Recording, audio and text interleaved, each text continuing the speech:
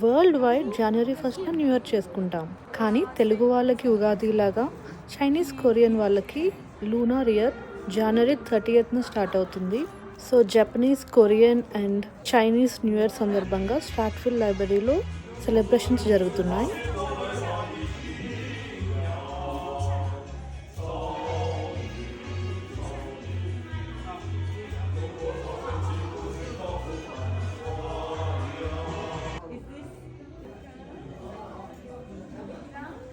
New year సెలబ్రేషన్స్లో వాళ్ళ కంట్రీస్ని represent చేస్తూ Chinese, Korean and Japanese, Vietnam వాళ్ళ కాలిగ్రఫీ ఎగ్జిబిట్ చేశారనమాట.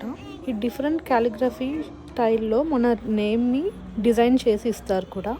ఈ కంట్రీ నమ్మకం ప్రకారం ఈ రెడ్ కలర్ పేపర్ మీద వాళ్ళ కంట్రీ యొక్క అండ్ న్యూ ఇయర్ యొక్క సింబల్స్ ఉంటాయి.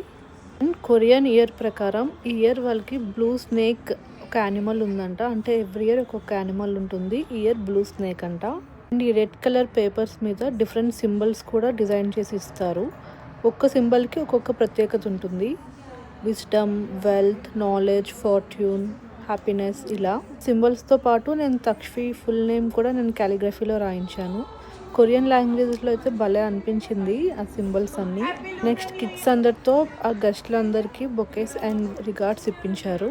కాలిగ్రఫీ తర్వాత నాకు బాగా నచ్చింది చైనీస్ పెయింటింగ్స్.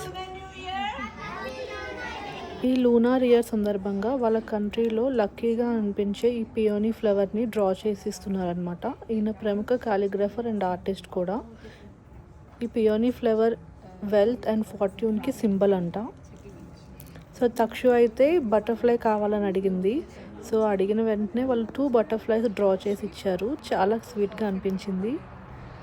పెయింటింగ్స్ కోసం చాలామంది వెయిట్ చేశారు. అందరికీ దొరకలేదు కూడా, ఎందుకంటే కొంచెం టైం టేకింగ్ అండ్ ఆ స్ట్రోక్స్ అండ్ కలర్స్ కూడా యూనిక్గా ఉన్నాయి. లాస్ట్లో నేను కొరియన్ లాంగ్వేజెస్లో నాది, సంగీత్ది నేమ్ కూడా రాయించుకున్నా, కొరియన్ లెటర్స్ ఎలా ఉంటాయో అని.